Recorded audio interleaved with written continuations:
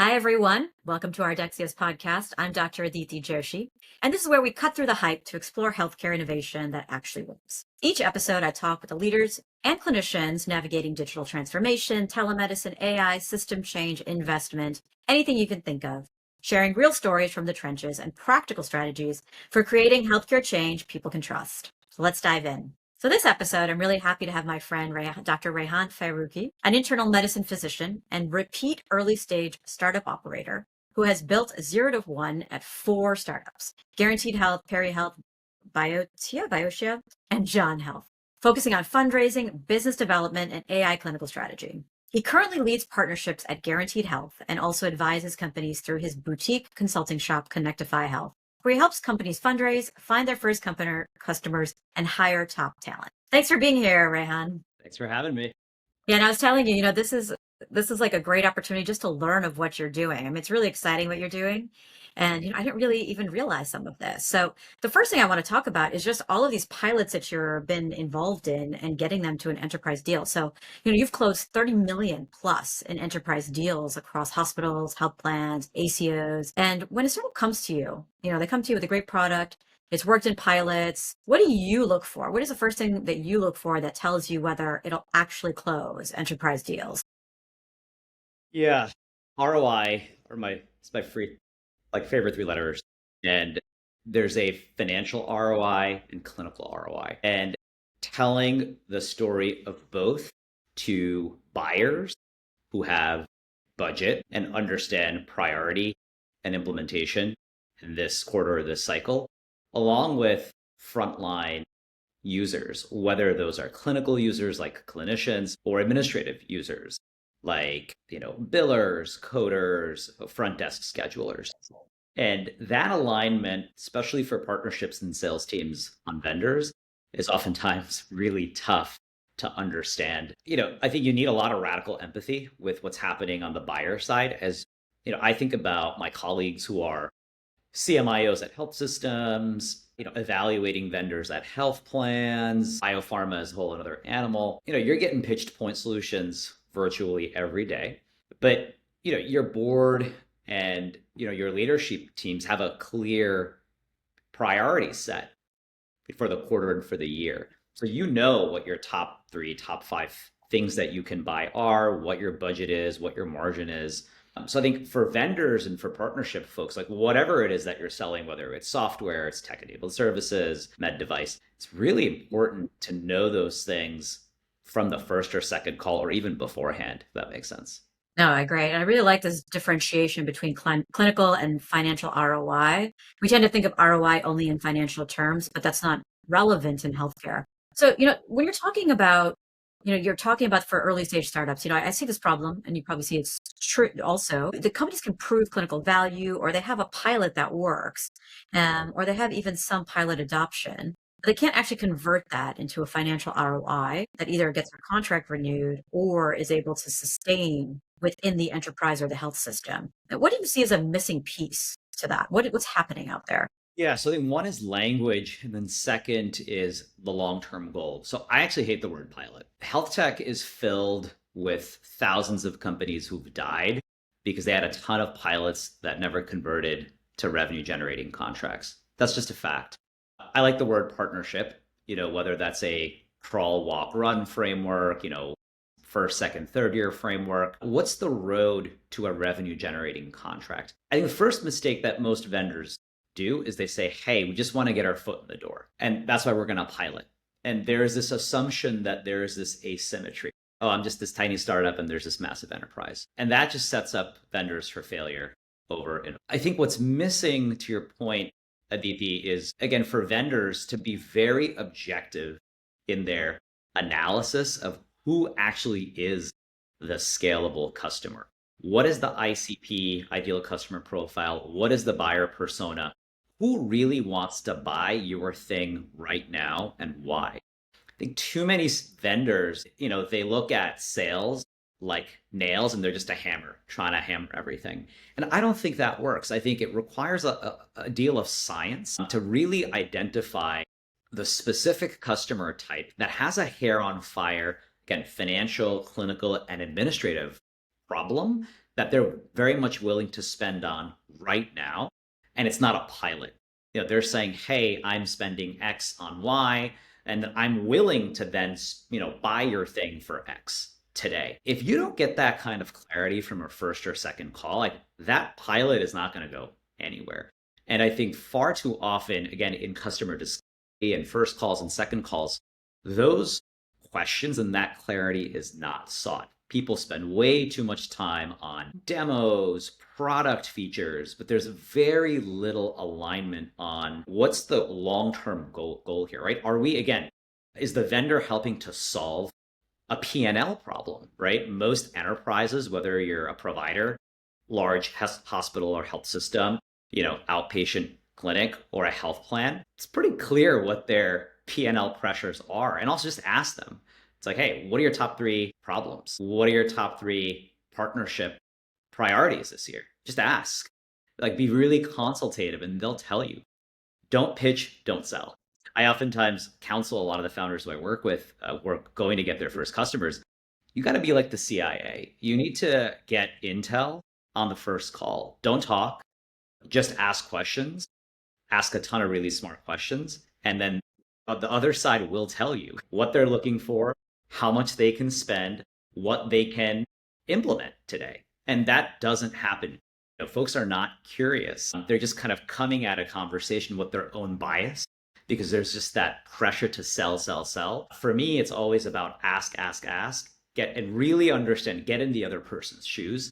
And having that mindset, Aditi, really will set you up to close longer term revenue generating contracts versus just a pilot that goes nowhere.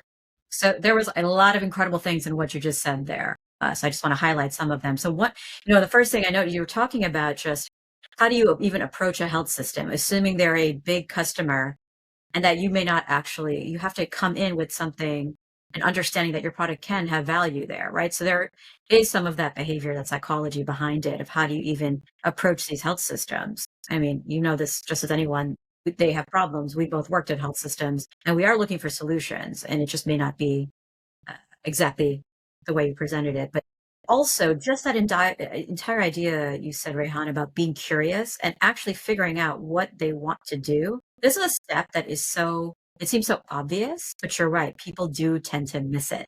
And it is better. And this is what I'm trying to do even with Ardexia, is not try to solve it quickly, but try to go very slowly, figure out where everyone's pain points are so that it actually solves it, right? I think that's really, there's a lot in what you said, a lot of nuggets. So whoever's listening, please listen to that again. It was a great answer.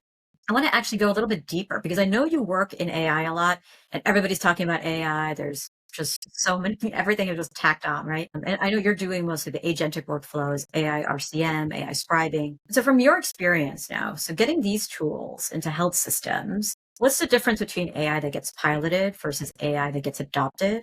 And I would also love to hear, we've been in digital health for a very long time, you and I, and so we've seen different cycles. And I'd love to get your perspective on this particular cycle because I think it's interesting. Yeah, I think what's interesting about the AI bubble hype cycle right now is that a lot of the fundamentals haven't changed.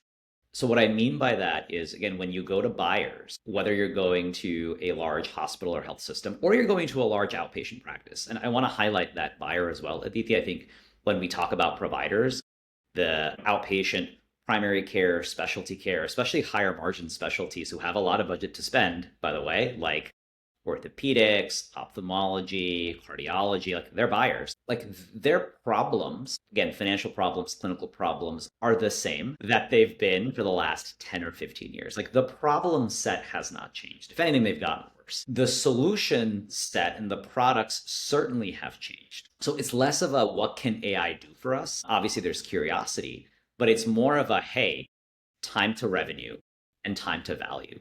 And I think that is where products that use AI in some sense, like what we're seeing right now with, revenue cycle management, right? The billing, coding, prior auth, so on and so forth. The time to revenue and the time to value is much quicker than we've previously seen. So again, if you're the CFO of a 200 provider group cardiology IPA, and you're now kind of buying this tool and you've got ROI in less than a month, you're convinced.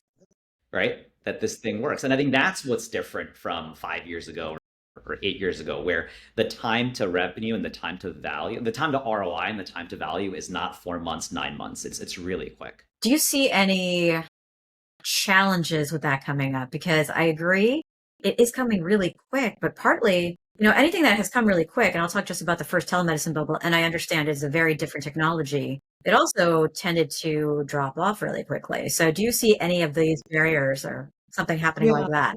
Again, I think the fundamental difference here, I think telemedicine is a good example. I think initially telemedicine had this like clinical ROI and of course like patient ROI, patient experience ROI. But the kind of the financial ROI piece of it was very theoretical, and it's like, oh well, it'll help decrease cost or it'll help increase revenue. And then there was a lot of studies that proved that either yes, that happened, or no, they're still kind of hotly debated. I think here what's really different about especially a lot of AI tooling or even agents, it's skipping the clinical piece altogether and going directly to administrative and financial centers. So I'll give you two examples, a front office and a back office example. Front office, what I've been tracking, and I'm advising a couple of companies here, again, is the voice AI call center use case. So imagine you're an outpatient practice, you're a hospital, you have a front desk, you have receptionist who's picking up the phone nonstop. And patients are calling to schedule visits. They're calling to refill medications. Prospective patients are calling to be like, hey, do you take my health plan? I've lived this pain, Aditi. I'm sure you have. I'm sure most everybody has lived this pain. And there are numerous companies, and I can just name a ton, like Assort, Elisa AI, Hello Patient, Confido, who've probably raised, I don't know, collectively close to like $300 to $500 million in the last 6 months, who are solving this very pain point. And what's unique about this is that, again, the time to ROI and the time to value for the customer is really quick, right? You're able to buy one of these tools. You immediately see booking and scheduling get better. You see NPS and CSAT scores go up. You see more. It's very quick, right? Again, a month or two. And I just think like this era is very different from previous eras because of this intense focus, again, on these operational areas, which again lead to incredible P&L pressure, right? When you're thinking about labor, when you're thinking about previous clunky software and tools that you've used. So again, I think this is here to stay. I don't think it's going anywhere, especially when you look at the recent fundraising trends, you look at the companies that are getting incubated, there's a huge focus on this kind of front office problem. And obviously you have this back office use case with AI-powered revenue cycle management. That's not going anywhere. I mean, that is the fastest time to ROI. You talk to any CFO, they're like, oh, it makes complete sense. We get paid quicker.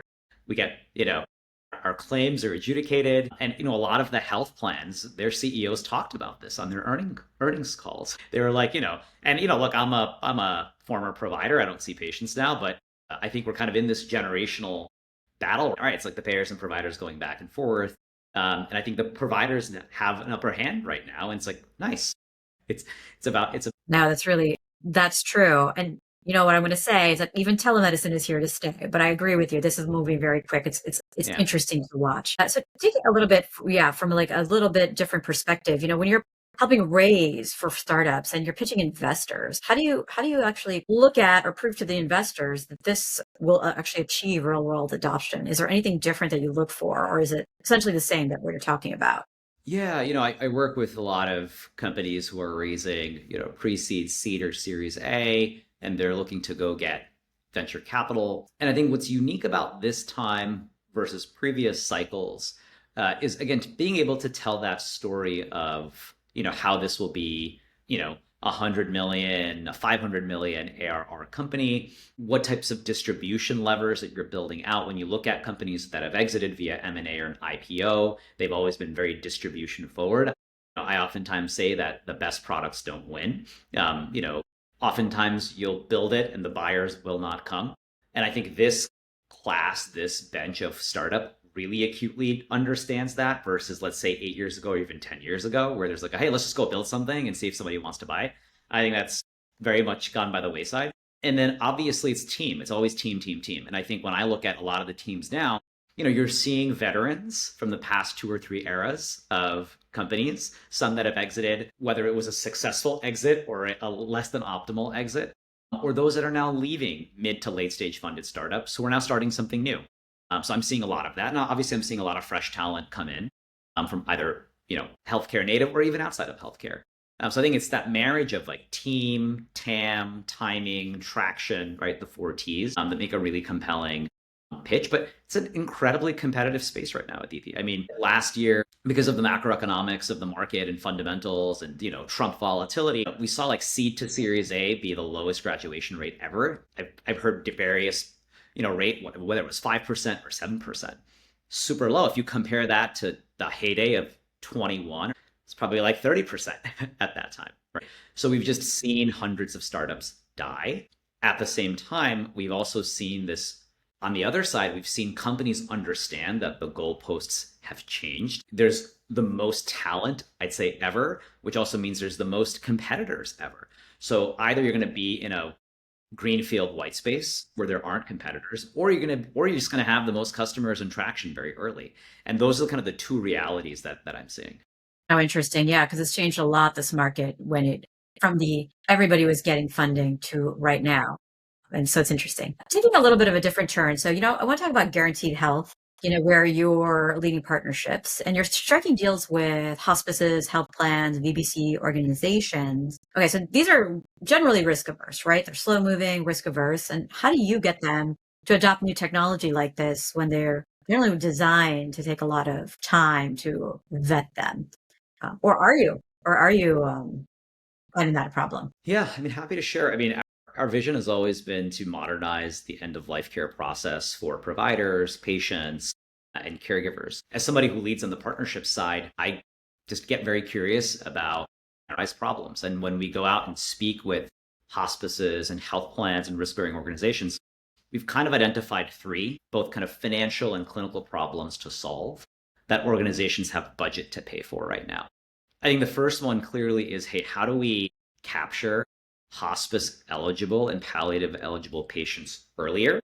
So again, that's a clinical ROI. How do we get them really good palliative care and really good hospice care? And then secondly is, how do we also capture that revenue, right? So by being able to marry the two, we've gotten some really great traction with some health plans and then with some providers as well. And the second piece is also about efficiency, right? We keep hearing like, hiring is hard, staffing is tough. One area that we help out is with chart review. We basically are able to capture medical records comprehensively, and then we're able to leverage AI to then say, okay, this patient is eligible for PACE, this patient is eligible for home health, this patient is eligible for palliative, this patient is eligible for hospice, right? So imagine kind of going out, capturing all these records all over the place, and then being able to then do some mortality risk stratification, and then kind of being able to like manually decrease that chart review time. We're able to say, hey, we can decrease like a quarter of an FTE, right, on your side.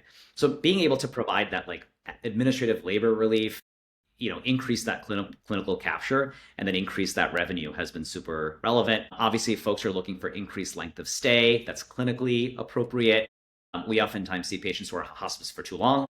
Those patients aren't hospice for too short. Again, we believe there's this medium amount of time that makes sense. And then obviously reducing missed referrals and then late hospice admission. So kind of those financial/clinical problems we've identified where, again, customers are willing to pay because they're solving for problems right now. Yeah, and that answer really demonstrates how there's a need in all of these places for using tech for better efficiency. You just have to figure out exactly what it is they need and give it to them in a way that they can actually use it, right? And I think that's really great. So as we're coming to a close, I want to just ask one last question. So, you've been in the startup space, and I think this is really valuable for people who are building and they're looking for investment, or they're just even thinking through how do you actually be successful out in this market.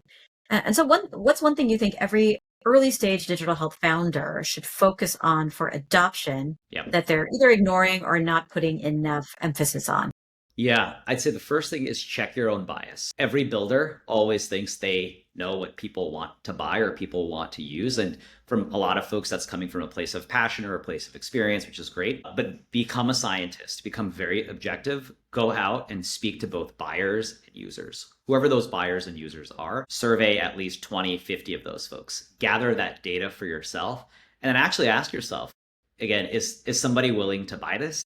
If yes, how much are they going to pay for it? And then what are the consequent KPIs that you're tracking. How does this increase NPS or CSAT score? How does this improve revenue? How does this decrease cost? And I think that exercise oftentimes does not happen from many passionate would-be entrepreneurs who have anecdotal data oftentimes, but are a lot less scientific. And I think that's probably the most important advice that I can give.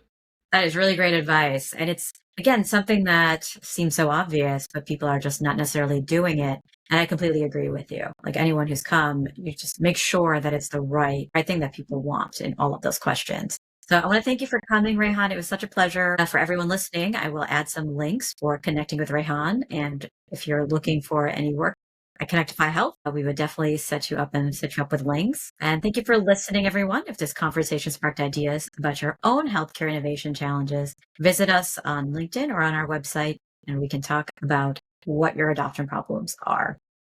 Till next time, everyone, let's keep creating healthcare change people can actually trust and use. Thanks so much, Raihan. Thank you for having me.